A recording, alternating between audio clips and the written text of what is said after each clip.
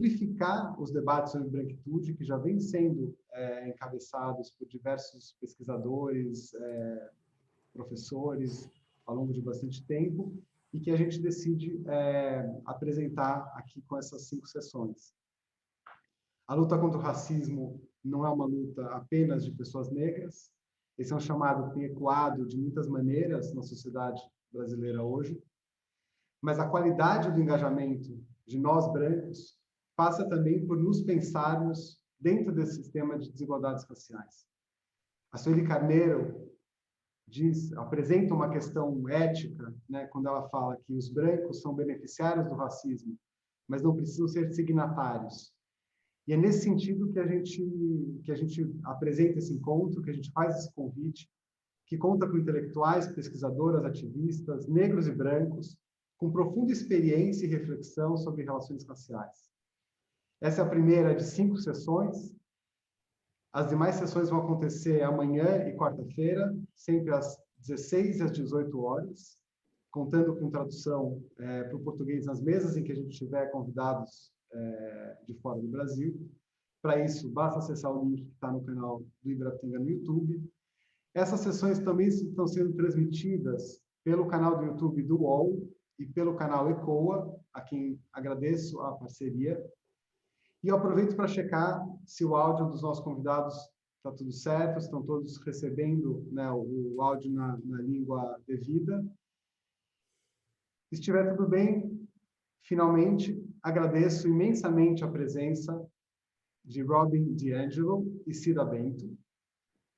E tenho a satisfação de apresentar o querido amigo Tiago Amparo, nosso moderador na sessão de hoje, que é professor na Faculdade de Direito, na Faculdade de Relações Internacionais da FGV em São Paulo. É doutor em Direito pela Central European University, em Budapeste, e é também colunista da Folha de São Paulo. Tiago, passo a palavra para você. Agradeço muito a sua presença e um bom debate. Olá a todos, todas. É um prazer enorme estar aqui nesse evento Ibirapitanga. Agradeço bastante a todos do Ibirapitanga, no nome do André, Yara e todas as pessoas que participaram na concepção dessa importante iniciativa de debate sobre branquitude, antirracismo. E como o André mencionou, esse é um tema muito importante para debatermos e tenho a honra de ter duas grandes pensadoras sobre o tema, a Robin DiAngelo e a Cida Bento. Eu vou apresentar brevemente as duas, antes de fazer algumas perguntas para começarmos o diálogo.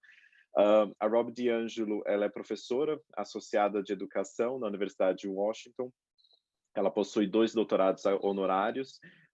Ela, em 2011, ela cunhou o termo fragilidade branca em um artigo acadêmico que influenciou o debate sobre o tema e sobre a questão racial e branquitude.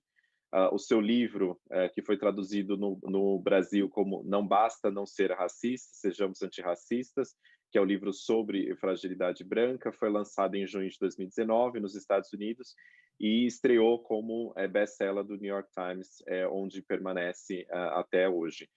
O livro foi traduzido para mais de 10 idiomas. E, além do seu trabalho acadêmico, DiAngelo é consultora e educadora há mais de 20 anos em questões relacionadas à justiça racial e social.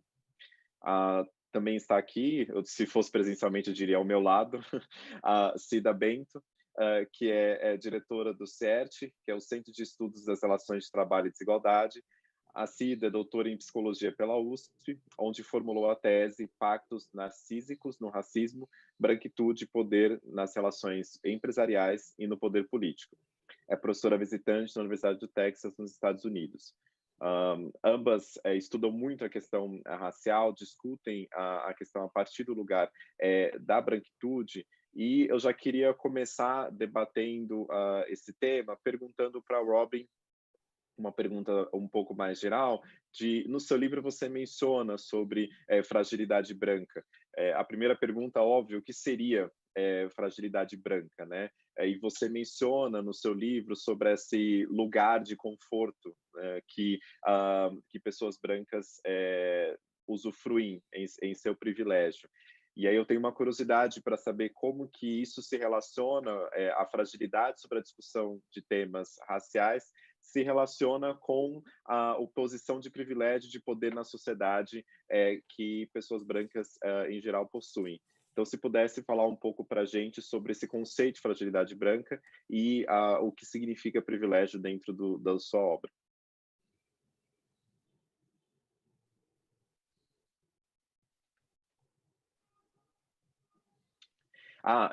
Robin, você está no mudo. Always a classic. I think many of us are going to do that today. So thank you so much. I'm so excited to be able to be speaking to Brazilians. And I thank you for your accommodating my lack of any other language than English, which is a form of ethnocentrism that we Americans are raised to see everyone else is expected to accommodate our only language. We don't accommodate others. So I want to acknowledge that and thank you. Well, I am often asked what causes white fragility. So first, let's start with what is white fragility. And the fragility part is meant to speak to how little it takes to cause white people to erupt in defensiveness and anger and hurt. But the impact a erupção de reações de raiva e de tristeza, mas essa fragilidade, isso é mais como vidro quebrado, porque por trás disso nós temos o peso de instituições, de poder institucional histórico e contemporâneo e de autoridade judicial, que se transforma em uma arma, uma defesa que é da mesma forma uma arma que pode então repelir esse desafio às nossas posições de privilégio e conforto. Eu acho que, na verdade, funciona como um tipo de bullying racial branco cotidiano, porque nós fazemos isso de uma forma tão punitiva que vocês não têm o direito de nos desafiar.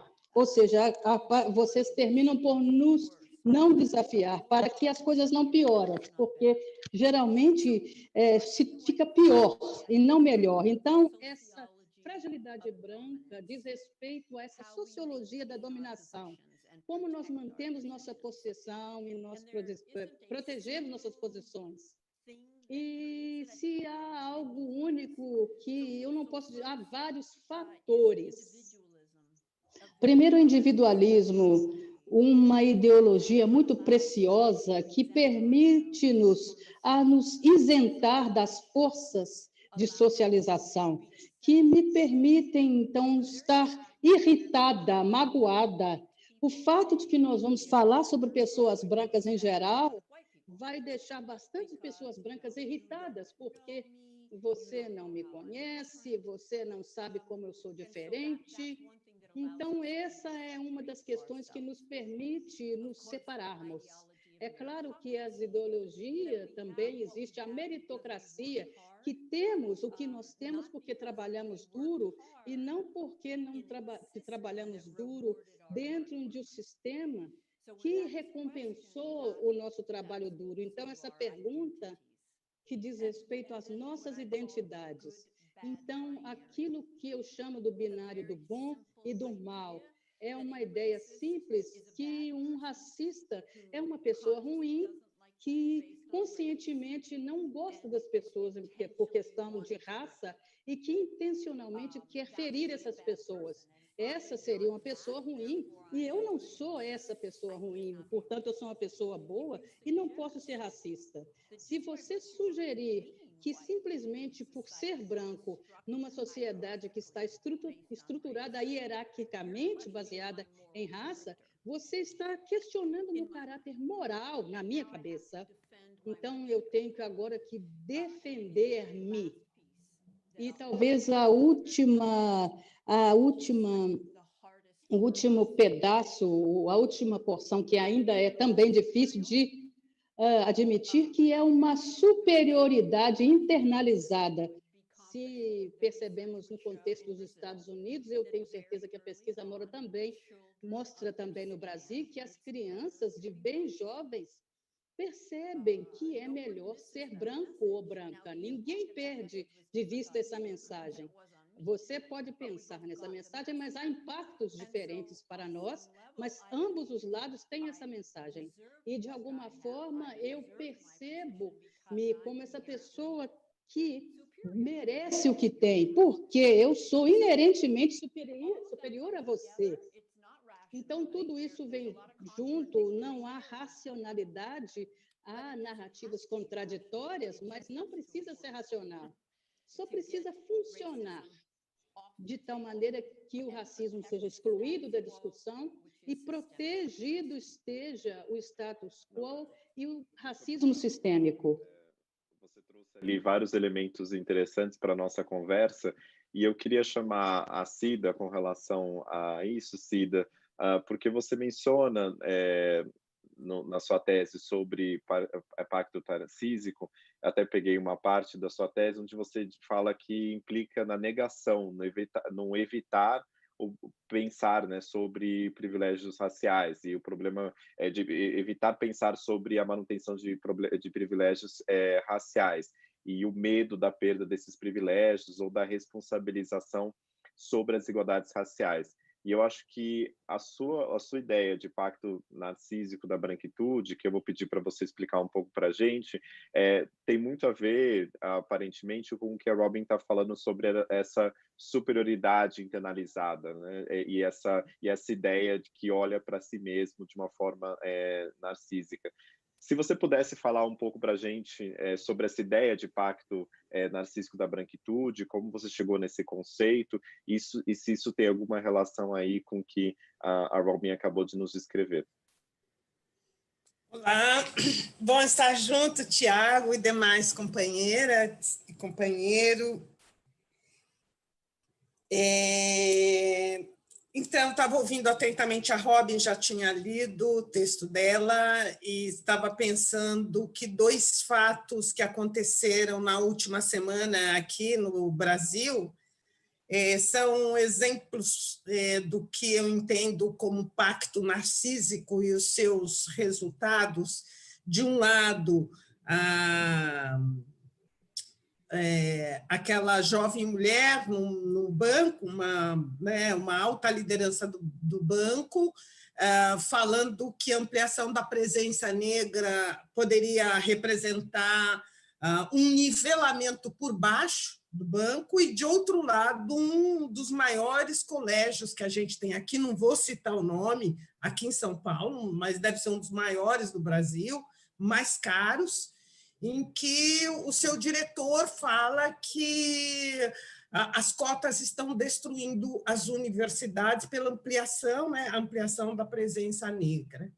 Então, eu acho que o outro lado destas falas, tanto daquela da banqueira ou da liderança do banco, que diz que vai baixar o nível da instituição, né, nivelar por baixo, o outro lado nossa instituição funciona muito bem sendo só branca, ela tem nível de excelência porque ela é só branca. A entrada de negros por cotas, programas de ação afirmativa, seja lá como for, vai quebrar a excelência da nossa instituição. O pacto narcísico é isto, é olhar para um país como o Brasil e perceber em todo tipo de organização que as lideranças são brancas, né? Do judiciário, do executivo, do legislativo, das grandes empresas, das organizações da sociedade civil, das esquerdas, das direitas, do centro, são brancas. E tem um jeito de assegurar a presença branca contínua, que é no fortalecimento, no preferenciamento silencioso e profundamente ideológico de iguais. Então, quando esta liderança do banco, este diretor do colégio diz nossa instituição tem excelência porque ela é toda branca, eles estão numa ponta de uma mesma linha, que o outro lado é nossa sociedade vai ter um grau de excelência se só tiver brancos. Então, gestor público, Estado, vá para as favelas cumprir seu papel, que é de matar negros. De cada 10 assassinados, nós temos 8 negros no Brasil. Esse é o último dado que a gente tem. Então, se numa ponta eu tenho o gestor público, o profissional de recursos humanos, a alta liderança dizendo nossa instituição precisa continuar branca para continuar num nível de excelência, do outro lado, esse discurso, eu quero ressaltar a importância desse discurso, que quem tem dinheiro e quem está em condição de dominação pode fazer repercutir em todos os meios de comunicação, nos livros didáticos, na televisão, em toda a sociedade, que é um discurso que sustenta o que nós temos aí. Então, é o discurso de somos melhores, os mais bonitos, mais competentes, estamos aqui porque merecemos, a meritocracia é usada o tempo inteiro para justificar isso, e na outra ponta, e eu faço muita questão de enfatizar isso, na outra ponta, nós também estamos dizendo essa sociedade é melhor, ela vai adquirir um nível de excelência sem os negros. E é isso que leva a esse extermínio. E aí eu quero trazer um último ponto, que é, com certeza, os homens que escondem o dinheiro na cueca, como saiu agora no Brasil, correu o mundo inteiro, que o mesmo Estado tem 3 da maior liderança do governo presa, né? Numa corrupção ativa, durante muitos anos, eles não estudaram nas favelas. Eles estudaram nesses colégios que se dizem uma excelência. É de lá que eles vêm, não vai me dizer que ele subiu o morro para estudar na favela. Então, eu quero também reforçar que o nível de excelência das instituições no Brasil, é preciso se pensar sobre esse nível de excelência, porque é de lá que saem, de muitos deles que saem, este gestor público, né? Esta liderança governamental, estes grandes empresários que compram políticos, esses grandes políticos comprados por empresários que a gente vê nas manchetes dos jornais todo dia. Eles não estudam na favela, eles estudam nesses grandes colégios. Então, eu termino minha fala dizendo: o pacto narcísico é um pacto também de morte. O conceito de narcisismo é um conceito de morte, ele é um pacto de morte no sentido de que é uma sociedade toda totalmente desumanizada e desfigurada por um grupo que quer se manter no poder a qualquer preço, né? E cada vez mais assustado com a ampliação das vozes que apontam a branquitude e esse pacto que os mantém nessa condição de privilégio e poder. Não, muito obrigado, Cida. Apenas verificando, Robin, você está escutando perfeitamente a tradução?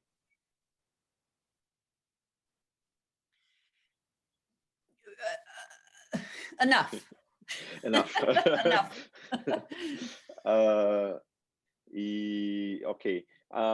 Yeah. Robin, uma outra pergunta relacionada com o que a Cida estava trazendo, você falou da ideia de meritocracia como uma forma de reforçar essa dificuldade de entender a branquitude, de entender a fragilidade branca, e no seu livro você fala que a branquitude ela é mais útil, né, quando a sua própria existência é negada, ou seja, da ideia de que as pessoas brancas não pensam sobre si mesmas como seres racializados, como seres que possuem uma perspectiva racial nas suas interações sociais. E eu queria entender um pouco de você, o que você quer dizer efetivamente com a ideia de branquitude ou de fragilidade e fragilidade branca como ficções, como ideias que são construídas na sociedade. No seu livro você menciona a ideia da raça e da branquitude como ficções construídas socialmente, e eu queria entender um pouco o que isso significa e se o processo de uma pessoa branca se reconhecer como uma pessoa branca e como uma pessoa dotada de branquitude é similar ou diferente ao processo de pessoas negras se tornarem pessoas negras em algum sentido. Yes, thank you.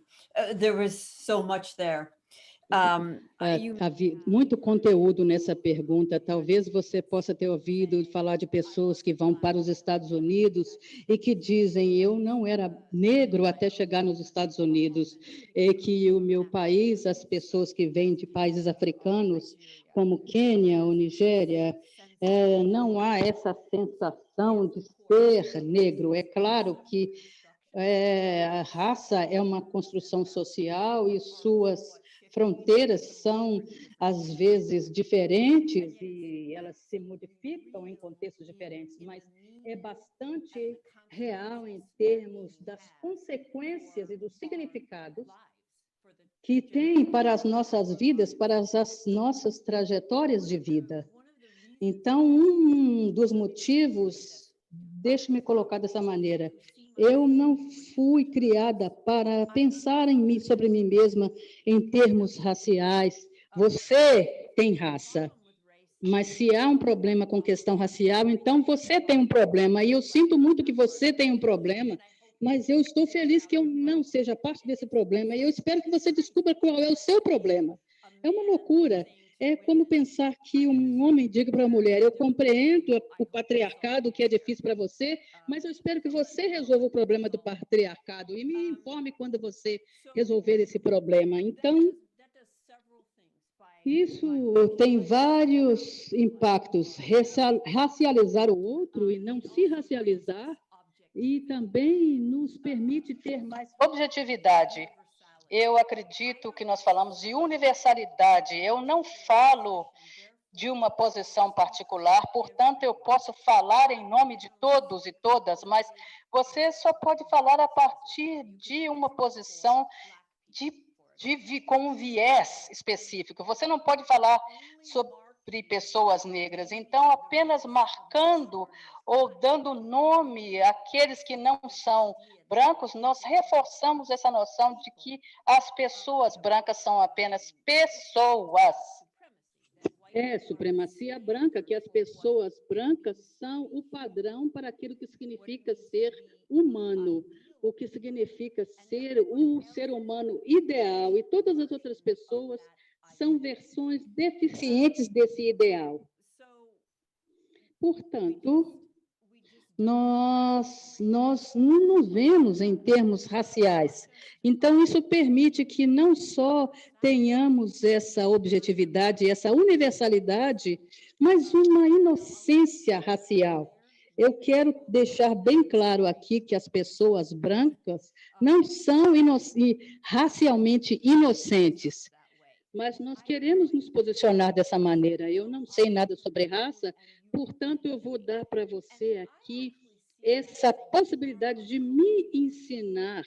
Isso é uma forma de colonialismo. Você ou abre o seu peito, você dá o fruto de todo o seu trabalho para mim.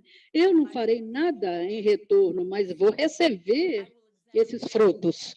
Eu vou examiná-los, eu vou determinar qual deles eu acho que são legítimos, quais aqueles que eu não acredito ser legítimos, e eu vou me situar como o árbitro objetivo se está ou não está acontecendo o racismo. Quem é que é percebido como aqueles que têm objetividade para falar sobre racismo?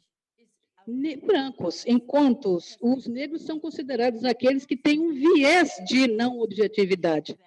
Porque os brancos, na verdade, são aqueles que têm esse viés, que estão investidos num sistema que nos favorece. É como o peixe que move com a corrente da água, É difícil para que nós possamos perceber esse movimento, esse processo. Em perspectiva particular, nós não temos uma perspectiva universal.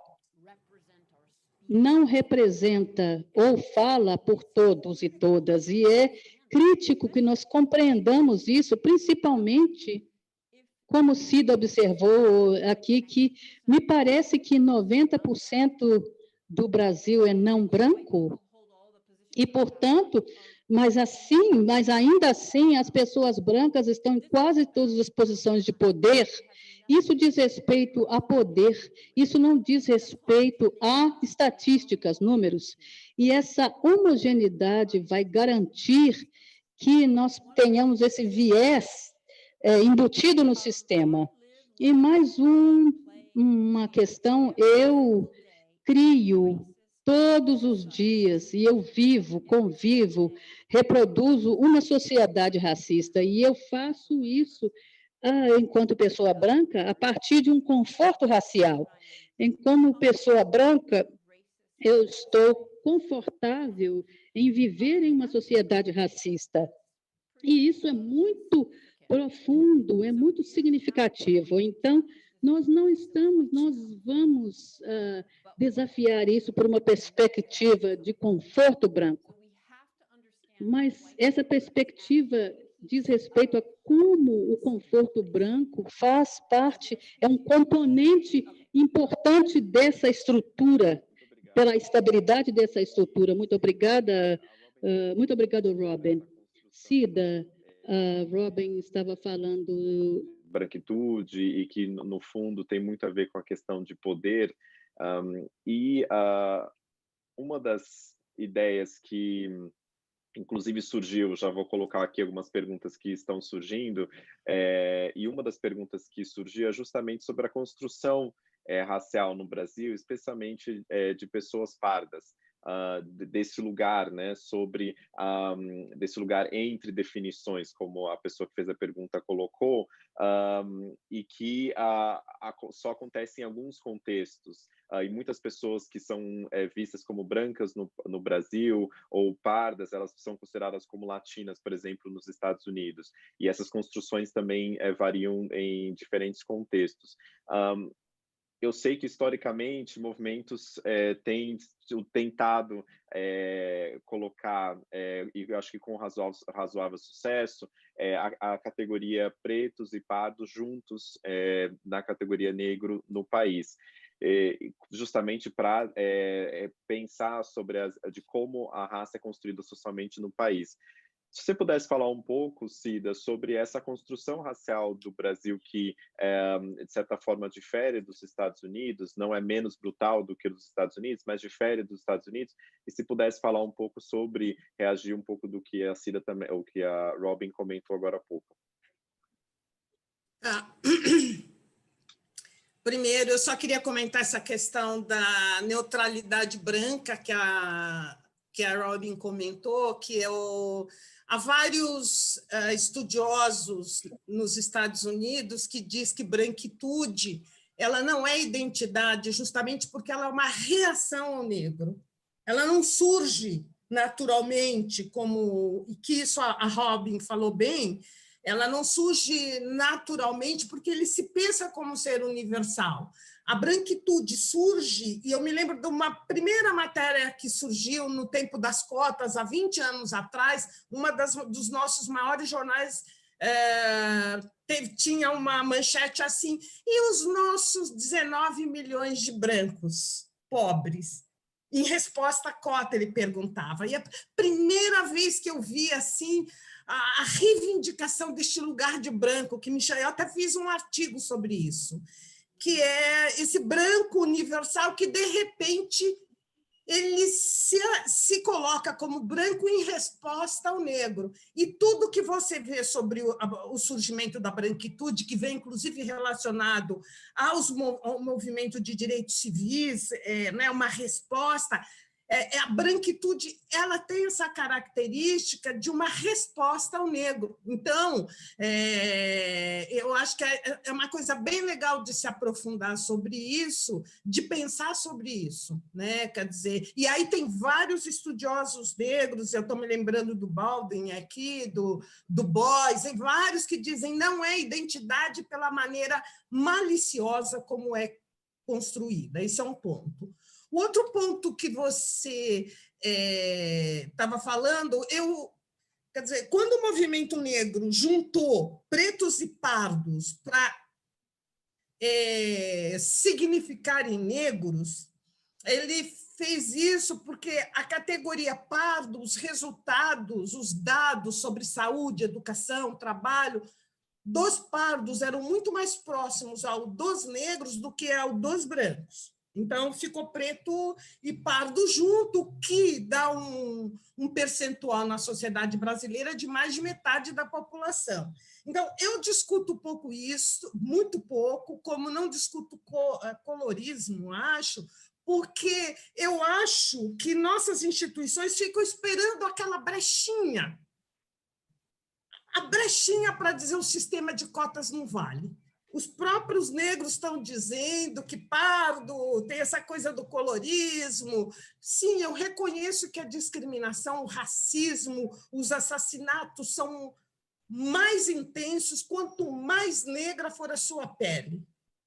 Mas eu não quero dar nenhuma contribuição para que se diminua o percentual de cotas para negros na sociedade. Então, eu raramente entro nessa discussão. E já fui chamada nos últimos anos, muitas vezes, e tive do lado que batalha para permanecer assim, enquanto a gente puder segurar o sistema de cotas. Isso é a segunda coisa. E a terceira coisa sobre que a Robin falou e você fala também, que é se colocar fora da história, né? O que me chama muito atenção é o silêncio primeiro, essa ingenuidade que a Robin fala, que ela é falsa, né? Quer dizer, tem uma pesquisadora que eu gosto muito no Brasil, que é branca também, e Edith Pisa, que ela usa o termo lacuna moral, é um buraco ético, moral, que faz com que o branco tenha essa ingenuidade. Mas né, eu não tenho culpa, eu não sei do que você está falando, é uma questão de mérito, eu tenho um mérito, por isso eu estou nesse lugar. Então, a Edith Pisa, ela trabalha com o conceito de buraco moral, lacuna moral, que faz com que tudo fique invisibilizado, o branco deposita ali toda a sua branquitude e tem essa atitude de eu não sei bem do que você está falando, se a gente ocupa os melhores lugares é porque nós temos mérito para isso, né? E aí o se colocar fora da história também permite, muitas vezes, que se entre nessa história tentando ver o que é possível fazer com essa negrada. De que jeito eu posso dar uma contribuição para a negrada? Né? Ajudar eles a entrar no trabalho, ajudar esses negros a estudar e não pegar sua parte da história, que é um beneficiário de uma expropriação no Brasil que durou 4 séculos. Né? Então, discutir branquitude é discutir questões econômicas, políticas, sociais, uma hegemonia que vem aí e que toda vez que entra nesse tema desperta medo, porque justamente fala de todo o aparato que a gente tem na nossa sociedade que vem dessa expropriação de quase 4 séculos, né? E depois de um outro jeito. E justamente para conectar com isso, Cida, muito obrigado, porque você trouxe o que acho que aumentou ali a discussão, elevou a discussão no sentido de que não basta simplesmente reconhecer, né, que existe racismo, mas trabalhar com a branquitude, enfrentar essa fragilidade, enfrentar esses aspectos narcísicos, requer mais do que isso, requer uma mudança estrutural, requer mais do que o que o Robin estava falando agora há pouco sobre os vidros quebrados, né? A ideia de que algo se resulta quebrado quando se entra na discussão sobre a questão de branquitude. E eu queria perguntar para Robin que algo que eu acho interessante no seu livro, Robin, é justamente como brancos progressistas reagem diante do racismo. Aqui no Brasil, a gente tem uma discussão cada vez mais crescente sobre o conceito de racismo estrutural e da ideia de racismo estrutural como algo importante para ser discutido. Muitas pessoas brancas utilizam aquele jargão dizendo não basta ser não ser racista, tem que ser antirracista, e não avança muitas vezes além disso, além do reconhecimento do racismo estrutural. Eu, por exemplo, já participei de debates onde a pessoa, antes de eu falar qualquer coisa, uma pessoa branca já fez uma lista de referências sobre racismo e sem muito entrar em detalhes do que de fato é necessário ser feito para que haja uma mudança na sociedade. E você menciona no seu livro que brancos progressistas, eles causam maior dano a pessoas negras diariamente, né? E eu queria que você falasse um pouquinho sobre isso, quer dizer, como que pessoas brancas que se reconhecem progressistas podem ir além de simplesmente reconhecer que existe racismo estrutural e o que pode ser feito além desse reconhecimento.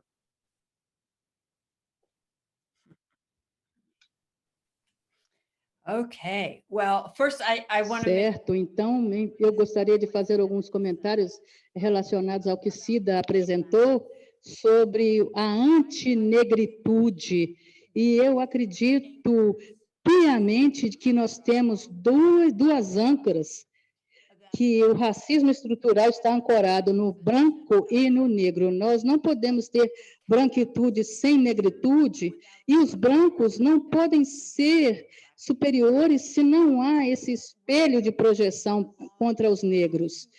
Então, quando você fala sobre essas duas âncoras, o seu posicionamento nessas duas âncoras, entre essas duas âncoras, é o que vai determinar o seu privilégio, o seu nível de privilégio.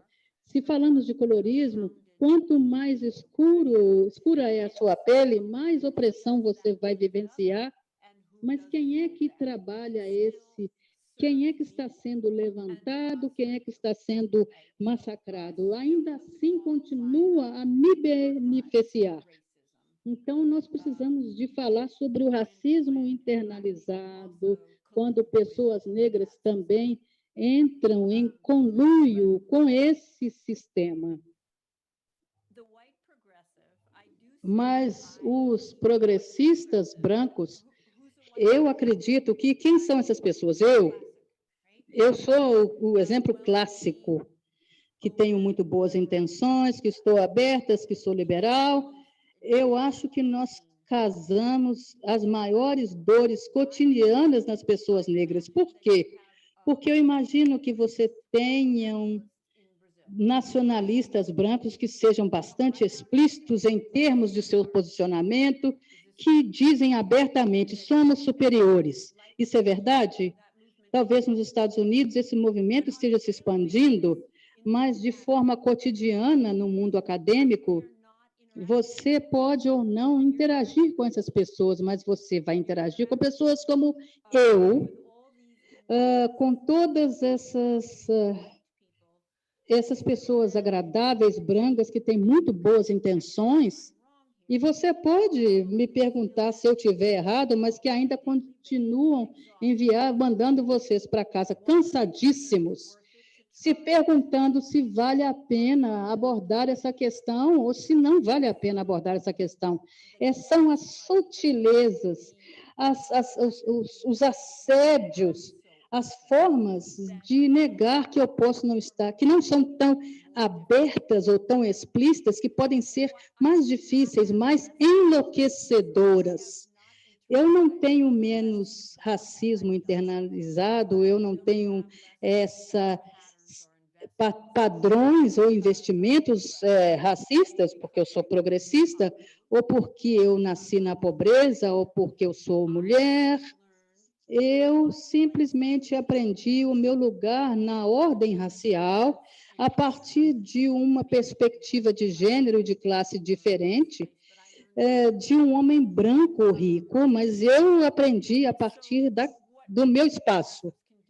Então, os progressistas brancos, o que eles podem fazer é nunca se isentarem, nunca se perceberem o termo como aqueles que são, sim, que estão pregando para o convertido. Não há um coro branco. No momento que eu penso que eu sou o coro, eu posso passar, então, a ser aquela que vai ser defensiva, que não vou interiorizar nenhuma dessas críticas, sem perceber que eu também faço parte. Se eu posso dizer aqui que as pessoas brancas se percebam como antirracistas, que definitivamente, deixe-me apresentar isso, você pode não percebê-los como antirracistas, apesar deles terem essa autopercepção.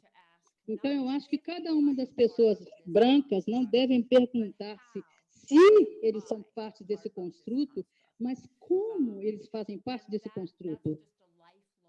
E isso é um processo de toda uma vida sobre o qual nós não conseguimos concluir. Eu não consegui concluir esse processo. Então, esses progressistas brancos que estão pensando sobre as pessoas brancas que deveriam fazer parte, estarem assistindo esta palestra, eles nunca estariam pensando sobre si mesmos, nunca se isente.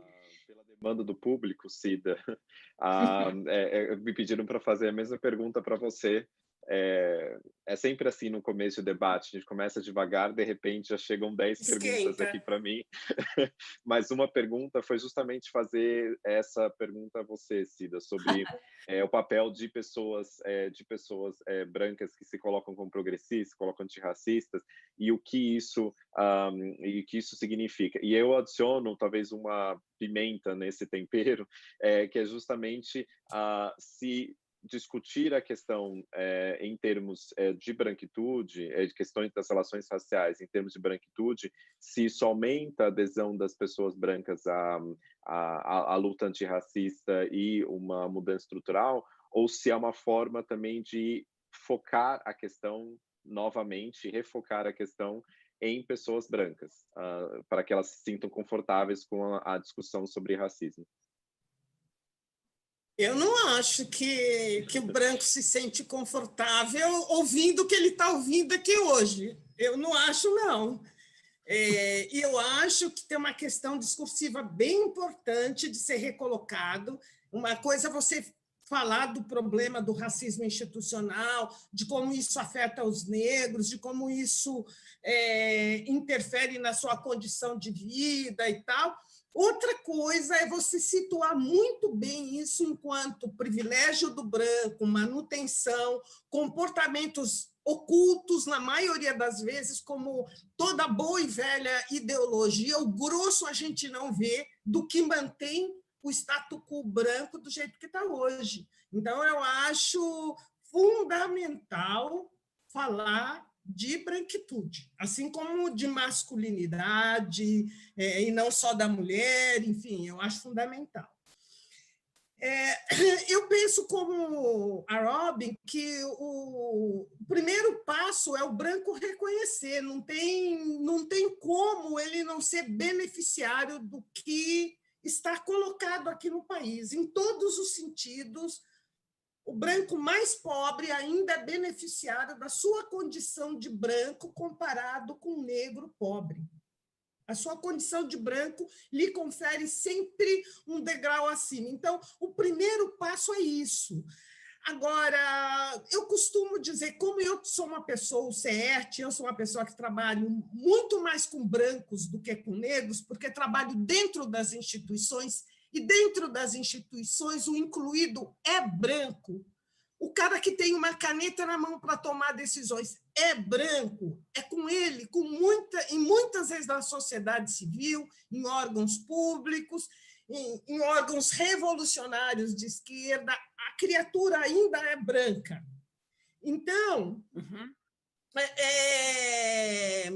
eu penso que eu vejo muitas mudanças, mas elas são paulatinas, não são no ritmo que a gente queria, mas eu sempre penso que o antirracista, ele tem que seguir esse caminho de ir olhando a sua condição de privilégio, mas ele pode fazer muito do lugar onde ele está, seja lá onde... Como esse colégio que eu falei, o colégio em que o diretor disse que as cotas e ampliação da presença negra está destruindo as universidades. O que se espera? Os pais brancos, os professores brancos, os outros gestores dessa escola se manifestem dizendo: essa é a voz dele, não é a nossa voz. Outras vozes brancas têm que desmentir isso, têm que desdizer isso, assim como o banco que a liderança falou sobre nivelar por baixo, que a entrada de negros vai nivelar por baixo. O banco fez um extenso documento se desculpando e se comprometendo a mudanças. Então, eu enxergo a contribuição do branco vinda do lugar onde ele está, porque ele está dentro das instituições. Ele está no lugar onde se toma decisões, sejam elas quais forem as instituições. Então, eu acho, sim, eu não acho que é uma moda, não surgiu por causa do Floyd, mas o caso Floyd intensificou, mas tem um caldo crescente do movimento negro empurrando o branco para se posicionar. Também não está se posicionando porque resolveu, não, tem uma pressão crescente do movimento negro que levou a isso que nós estamos vendo agora. E cresce o número de brancos que estão se perguntando. Eu acho que não é no ritmo que a gente queria. E é bem interessante, tem vários estudiosos de identidade, alguns deles dizem o seguinte: enquanto o negro pode negar sua negritude, enquanto o branco pode negar sua branquitude, e tem um certo momento que ele fala: parou, agora eu não quero mais, eu já caminhei o que eu deveria enquanto branco, e daqui eu não vou mais para frente. O negro, se fizer isso, negar a sua negritude, ele tem um impacto muito maior na vida dele, material e imaterial, simbólica e concreta. O branco, a curto prazo, ele pode dizer: chega de brincadeira de falar de negro, eu vou ficar na minha condição de privilegiado branco. Então, isso é uma coisa para se pensar também quando a gente está discutindo antirracismo. Qual é o ponto, qual é a extensão da corda, né? Quanto vai poder se esticar, né? E o branco ainda precisa ser pressionado muito para não parar o ritmo de mudança que a sociedade brasileira precisa. Eu acho que a Cida traz um elemento muito interessante, que é olhar ao longo do tempo e quais são os limites. Até algumas perguntas aqui foram trazidas sobre se pessoas brancas podem ser de fato antirracistas, qual o papel de aliados ou não aliados, e a Cida traz um elemento importante, que é essa perspectiva ao longo do tempo, da necessidade de reconhecimento da branquitude como algo constante, porque é muito fácil que pessoas brancas voltem para o seu pacto narcísico e se percam se olhando no espelho, em vez de olhar efetivamente nessas formas de desestruturar a estrutura racista. E eu queria voltar para a Robin, se ela quiser complementar e reagir o que a Cida estava falando, e dando um outro elemento que na entrevista para o jornal Folha de São Paulo, no Brasil, Robin, você disse sobre crianças, né, entre 3 e 4 anos já aprendem a ser racistas. E então eu queria que você falasse também, reagisse o que você quiser reagir com relação à fala da Cida, e também trazer uma ideia de como se cresce como nasce essa ideia de racismo e de branquitude desde crianças pequenas. Ok. Certo. Essa consciência sem ação não tem significado. Então, pessoas que possam simplesmente reconhecer, sim, eu tenho privilégio branco e fica só nisso, isso não tem significado. Eu não me considero uma aliada, eu não me considero, não é essa nomenclatura que eu uso para me denominar, mas eu acredito que é para vocês, Cida e Tiago, para decidir se em algum momento o meu comportamento tem sido um comportamento antirracista.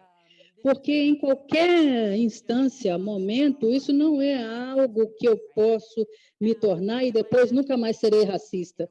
Eu estou agindo de tal maneira que você possa determinar-me como uma aliada. Isso não é uma determinação minha.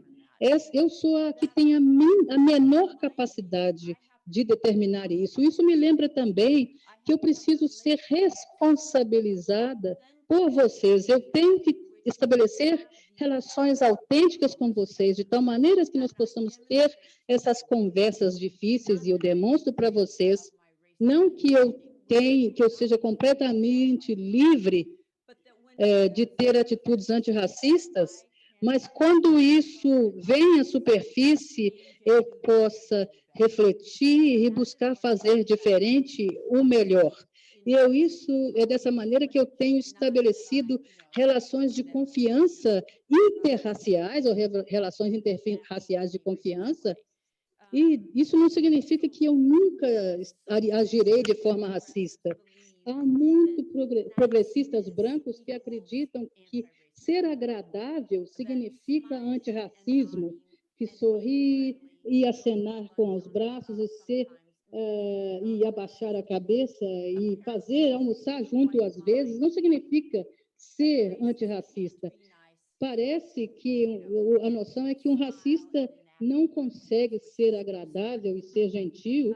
Isso é um absurdo, uma percepção absurda. Eu creio que essa cultura da agradabilidade protege o racismo, porque pressupõe-se que esse desconforto ou conflito é um sinal de problema. Essa cultura da agradabilidade é uma cultura do conforto. Então, eu queria apresentar essas questões sobre sermos aliados.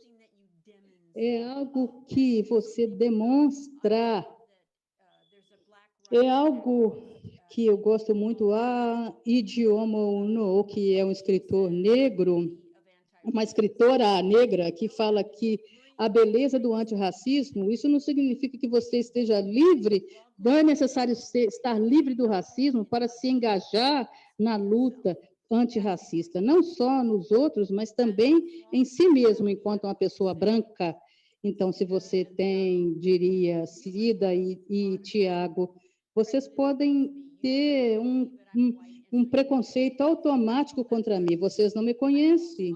Eu chamo isso o meu preconceito contra você, o racismo, mas eu não chamaria o seu preconceito de racismo, eu não vou utilizar esse conceito de racismo às avessas. Eu não vou comparar essas duas posturas como uma postura racista, mas o seu viés está fundamentado a partir de uma perspectiva jurídica, de um controle institucional que avalia o meu papel numa estrutura racista. E no que diz respeito a crianças, as mensagens mais profundas que eu internalizei quando era mais jovem, nós não nascemos racistas, nós aprendemos a ser racistas. As forças do racismo sistêmico que sempre formataram e influenciaram nossas vidas, mesmo antes que nós respirássemos pela primeira vez. Eu tenho certeza, eu imagino que nos Estados Unidos, tanto quanto no Brasil, nós poderíamos prever se nós poderíamos sobreviver ao nosso nascimento e as nossas mães sobreviveriam baseados em nossas raças. Isso é a profundidade do racismo sistêmico. Até a minha sobrevivência é influenciada por minha raça. Temos que começar muito cedo, e não porque nós precisamos nos sentir mal em relação a isso, mas essa internalização mais precoce, ela tem uma influência muito mais forte do que em mim, em termos da minha consciência adulta, porque ela é completamente antirracista, mas o arcabouço internalizado de infância, ele é muito mais forte, ele é muito mais influente. Obrigado, eu gostei bastante da fala das duas, e eu lembro de um texto seu, Robin, que você mencionou sobre pare de ser legal, né? Stop being nice, ou algo assim, no sentido dessa zona de conforto, e que é possível debatermos sobre essas questões, e muitas vezes isso gera efetivamente conversas difíceis e conflitos que são necessários para a mudança.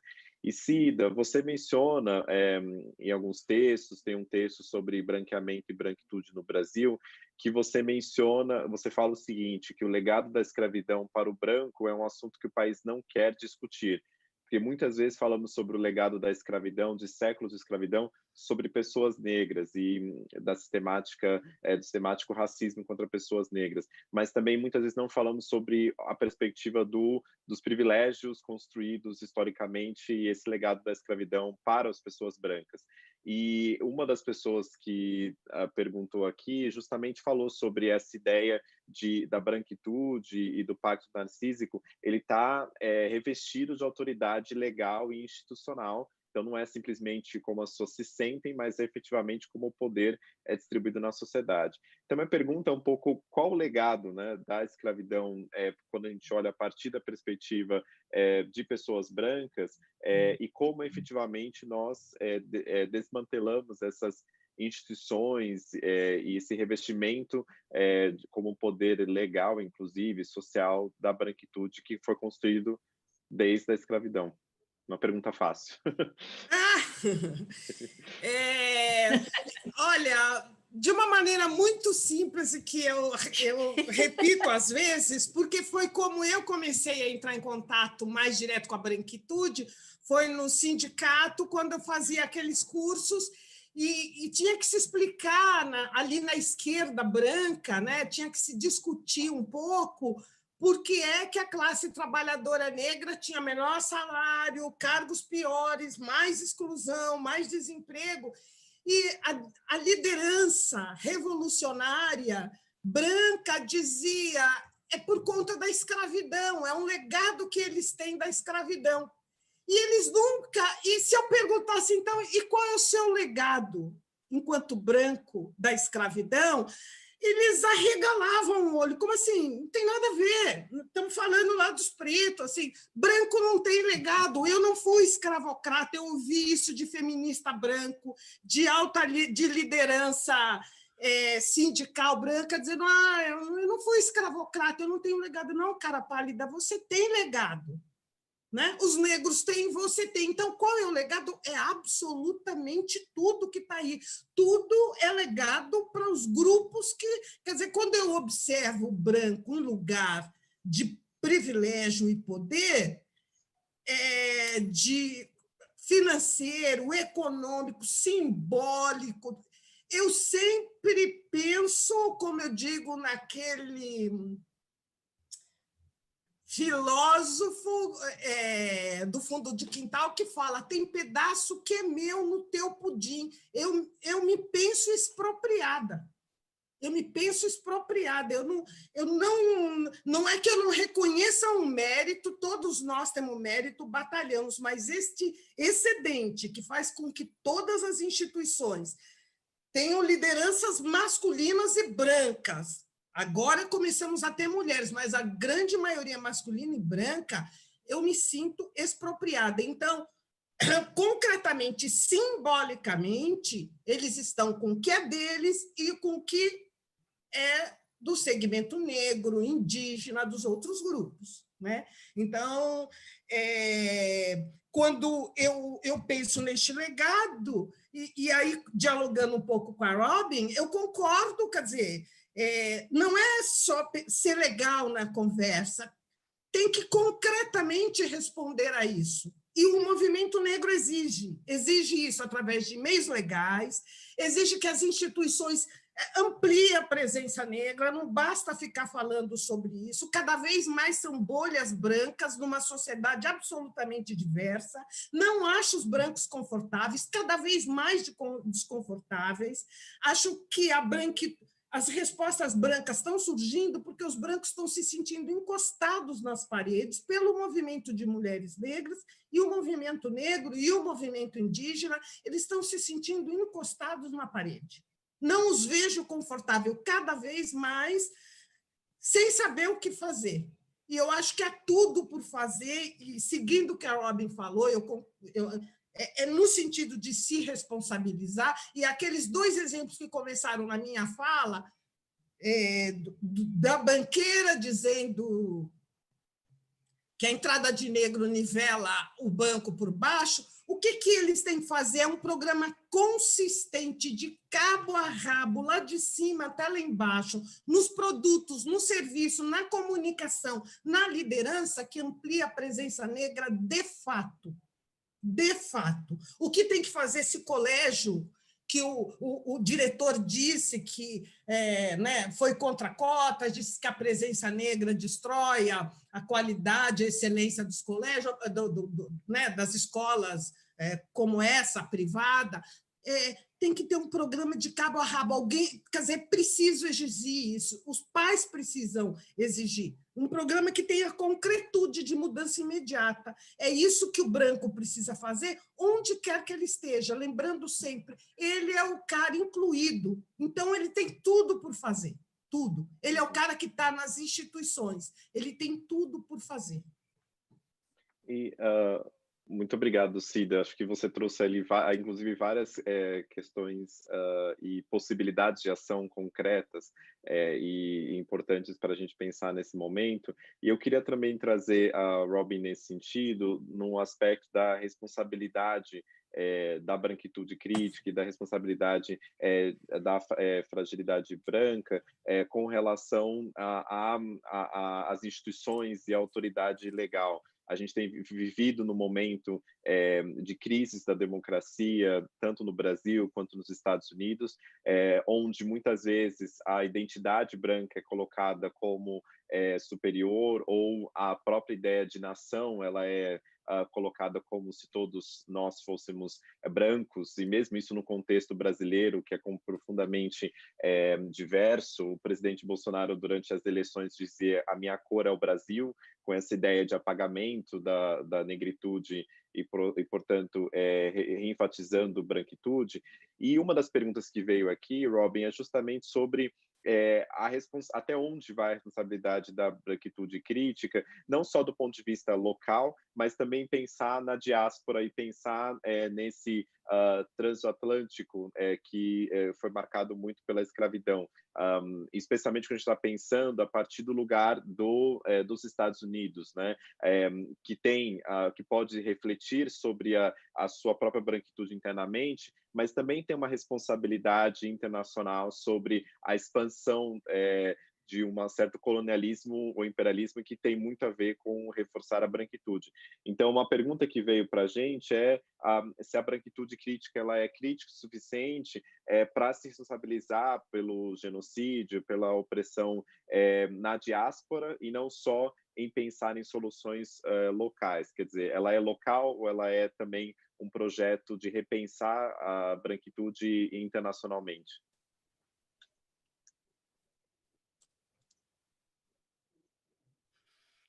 Ok. Ok, então. Muito foi dito antes de sua pergunta, eu fiz algumas anotações. É uma relação, não é possível oprimir sem que outros grupos sejam levantados, erguidos. Isso diz respeito dentro da perspectiva de que, a partir do momento que tudo isso foi encerrado, a partir da abolição da escravatura, então, o que eu faço?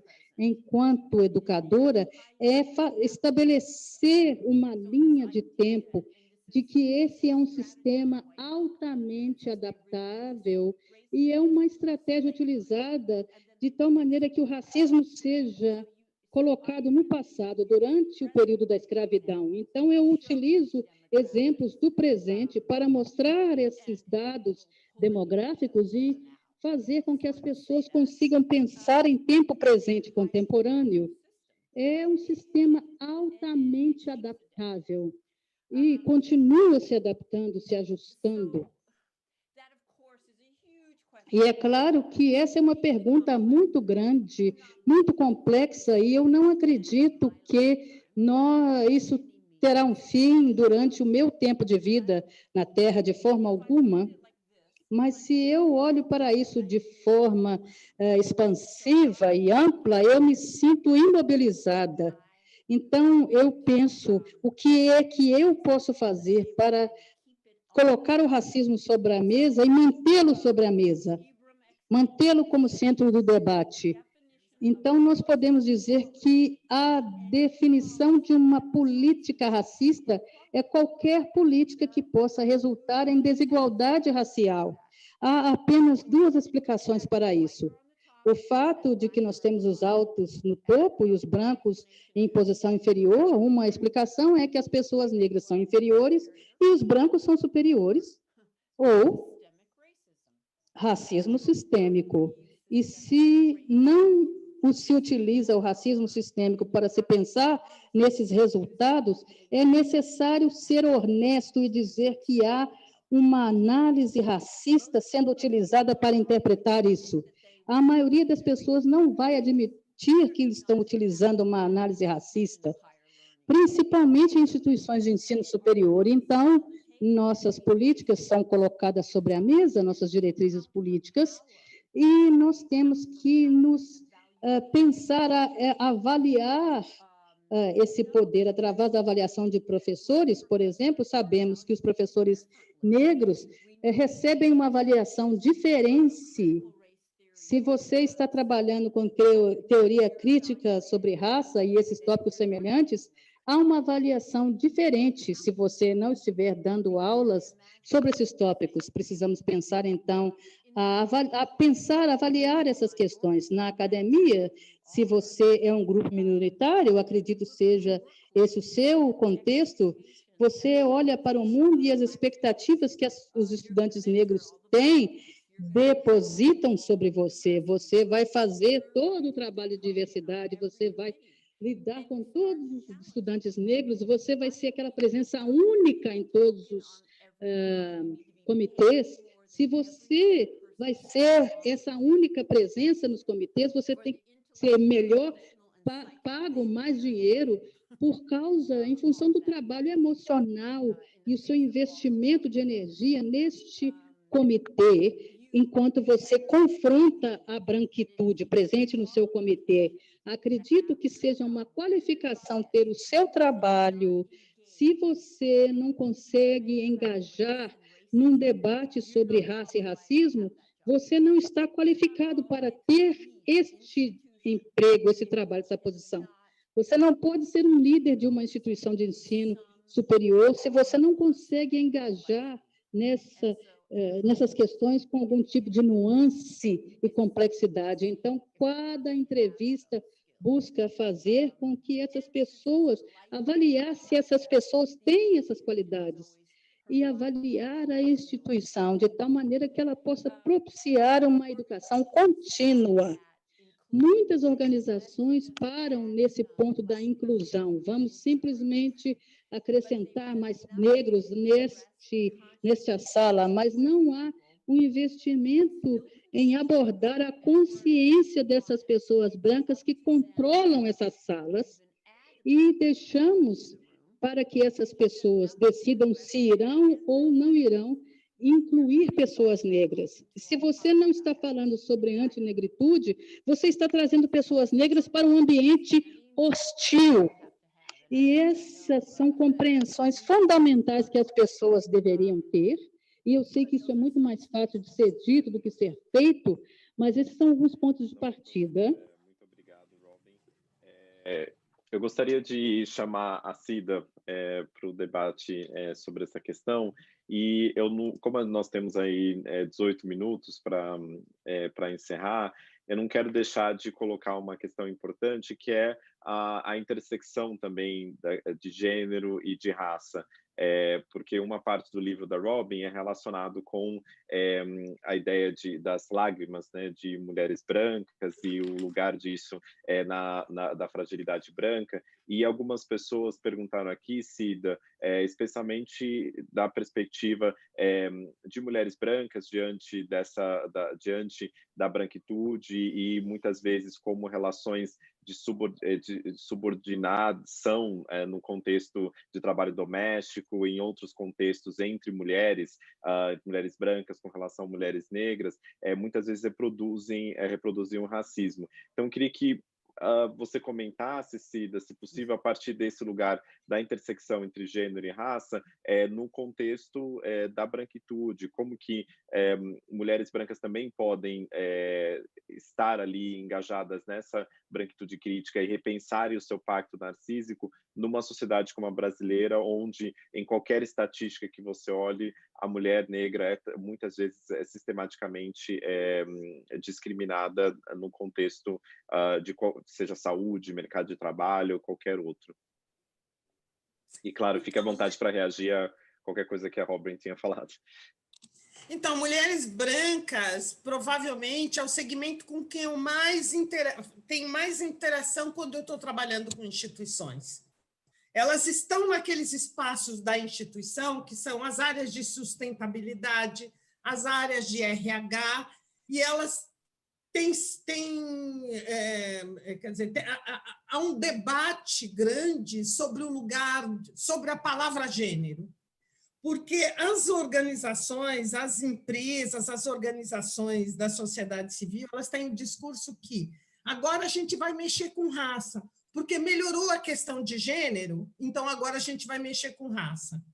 Então, eu tenho que sacar o meu velho discurso e falar, tira a palavra gênero e coloca a mulher branca. Melhorou a condição da mulher branca. Ah, é mesmo, Cida, não entrou a mulher negra, não promoveu, é mesmo, tem razão, precisamos discutir. Mas tem aí um coração da questão, entendeu? Toda instituição, a mesma coisa. Vamos agora tratar com raça porque conseguimos melhorar em gênero. O que foi mudar em gênero foi ampliar a presença de mulher branca nas instituições. O que eu observo o tempo inteiro é que quando uma instituição começa a ampliar a presença negra, é através dos homens negros, sim.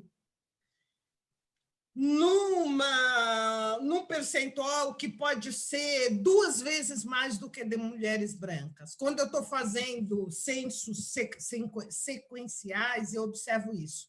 Então, ampliou 20% a presença de negros. Aí você vai ver negros e negras, de negras é o mínimo.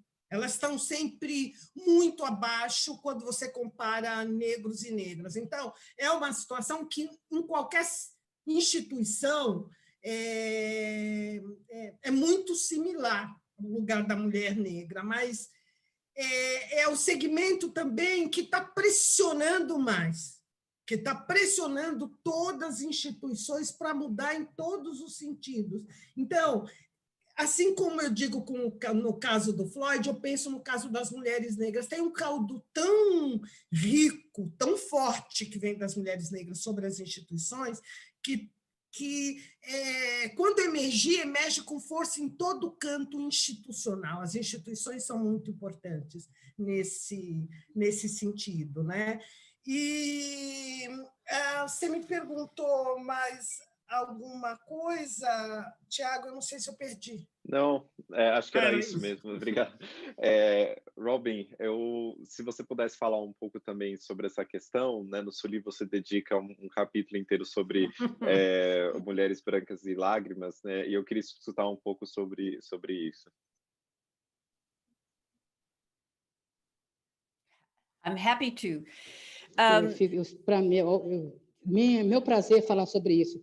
Semelhantemente nos Estados Unidos, quando nós pressionamos em termos de contratações com mais diversidade, as corporações geralmente contratam mais mulheres brancas. E eu acho que isso diz respeito ao fato de que essas mulheres vão servir a esses homens brancos. Então, nós estamos falando de... São membros da família destes homens brancos que são contratados, de tal maneira que a comunidade branca continue a receber os proventos dessas grandes corporações.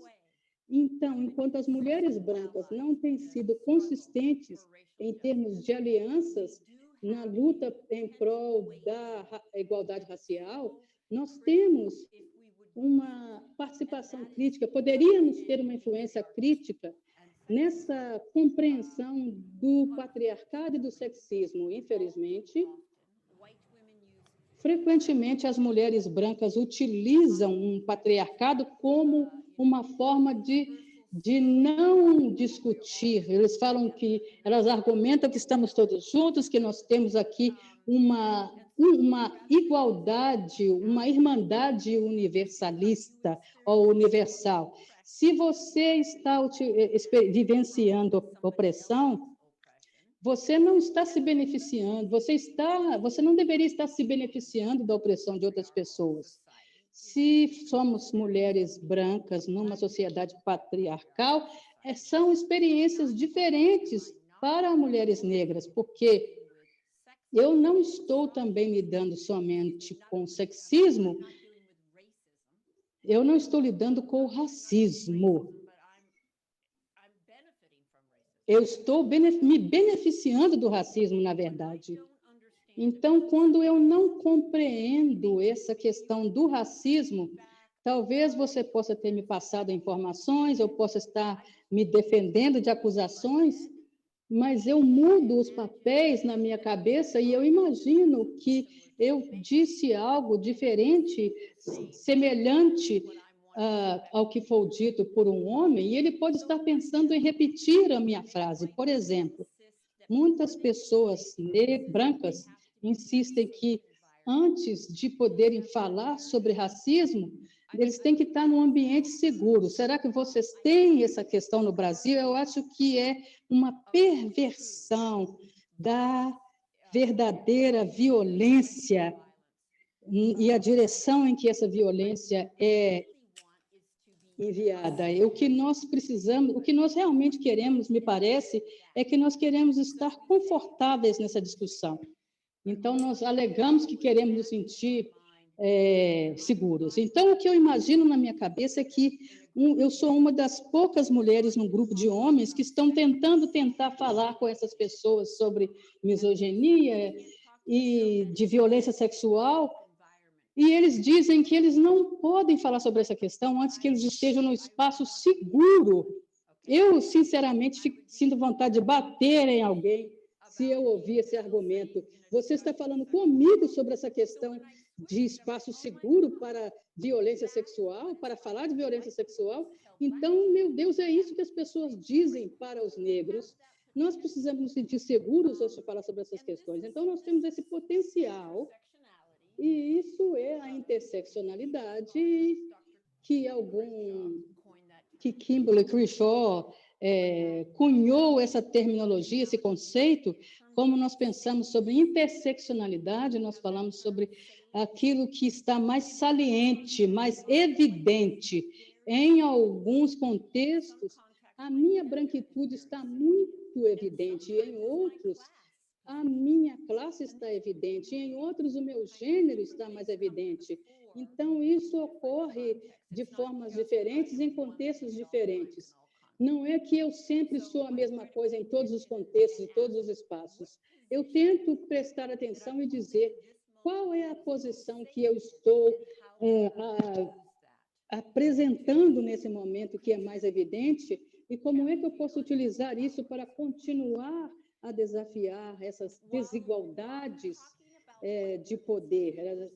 Quando nós falamos sobre as lágrimas das mulheres brancas, nós falamos sobre uma generalização que fala também sobre questões de classe, mas nós temos, de forma geral, sendo condicionados a cuidar das mulheres brancas, porque elas são percebidas como mais delicadas e fracas, e existem os estereótipos das mulheres negras, que elas são mais fortes, mais doronas, e as mulheres brancas são percebidas como mais delicadas. E quando uma mulher branca começa a chorar por causa de questões raciais, todo o espaço vai para confortar essa mulher branca, que se torna a vítima, e a pessoa que causou essas lágrimas se torna a pessoa percebida como agressora.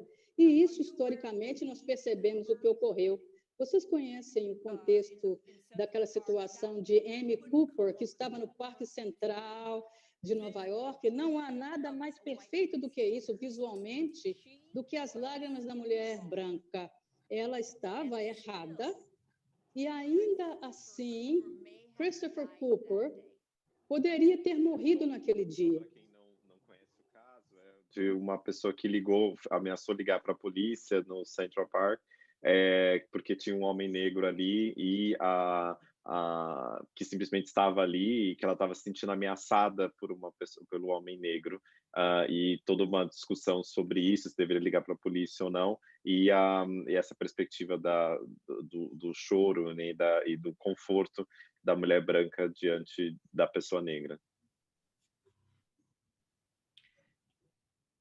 Yeah, let me add. Eu gostaria de acrescentar que ele estava lá exercendo como hobby, observando pássaros. Esse homem negro estava observando pássaros. E este homem negro pediu a esta mulher para colocar o cachorro que ela trazia na coleira, e ela enlouqueceu, e ela gritou, e ela chorou, e tentou chamar a polícia, dizendo que este homem negro estava ameaçando essa mulher.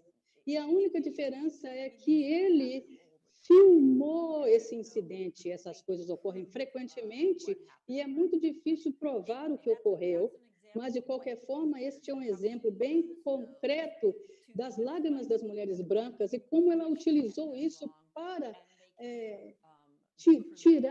desviar a atenção do que ela estava fazendo e transformá-la num criminoso. Nos 5 minutos, e para não passar do tempo, eu gostaria de dar oportunidade para uma fala final. Nós discutimos aqui bastante sobre o Pacto Narciso da Branquitude, sobre fragilidade branca e como isso, entender esses conceitos nos ajuda a seguir na luta antirracista e fazer com que a luta antirracista consiga alcançar novos horizontes. E eu queria dar oportunidade para cada uma de vocês falar algumas palavras finais, em cerca de 2 minutos, para podermos encerrarmos no tempo.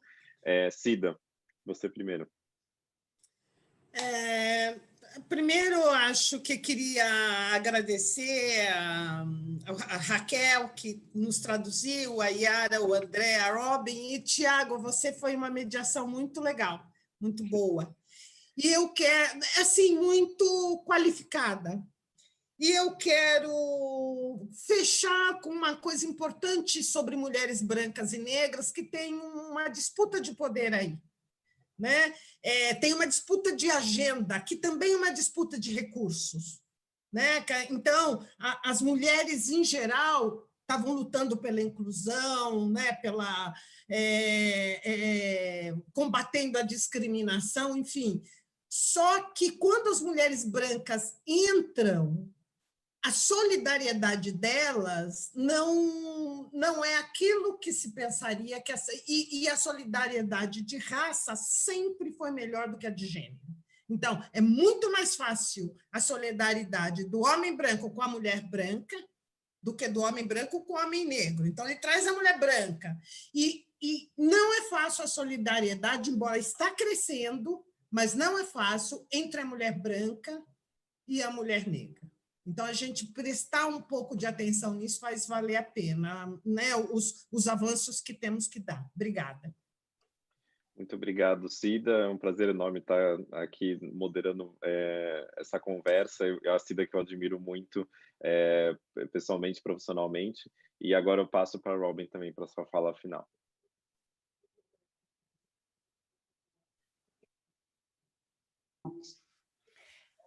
Thank you also. Thank you, Raquel, for your translation. Muito obrigada a todos e muito obrigada, Raquel, por sua tradução. É uma honra ser convidada para trabalhar com ambos hoje. Eu estou bastante entusiasmada pela perspectiva de que meu livro está sendo traduzido para o português.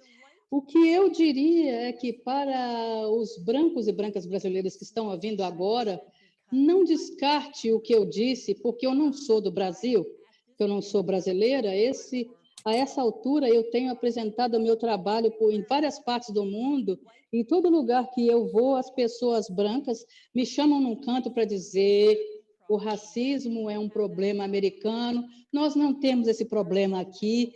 E aqui nós somos uma sociedade multicultural, você não conhece a nossa cultura, e assim por diante. E, por outro lado, os negros me chamam no canto para dizer: graças a Deus você está aqui, nos ajude a lidar com essas pessoas brancas. Todas as coisas que você diz são nossas experiências, e os resultados são os mesmos, as mesmas histórias, as mesmas diferenças culturais, mas as dinâmicas e os resultados são os mesmos. Então, para os brancos que me escutam e as brancas, é necessário que nós possamos traduzir a partir de seus contextos, mas nós não podemos descartar as narrativas imediatamente. Eu creio que foi bastante afirmador para mim que vocês tenham me convidado para falar sobre, abordar as minhas questões a partir das minhas perspectivas, e vocês têm recursos riquíssimos para serem acessados. Por favor, tirem proveito desses recursos, dessas pessoas. Utilizado, inclusive eu já utilizei em sala de aula, então é realmente bem utilizado. Eu queria agradecer muito a Birapitanga, queria agradecer a Raquel de Souza, a intérprete que conseguiu fazer um trabalho excelente nessa 1h30. Quero agradecer a Birapitanga, na pessoa da André, da Yara, por todo o trabalho, e todos de Birapitanga pelo trabalho nessa discussão, que só começa hoje. A gente teve ali o prazer de dar mesa de abertura, mas que segue também nos próximos dias, e quero agradecer muito a presença da Cida e da Robin. E eu acho que é isso, encerra exatamente no horário. Obrigada. Thank you. Obrigado. Bye. Bye.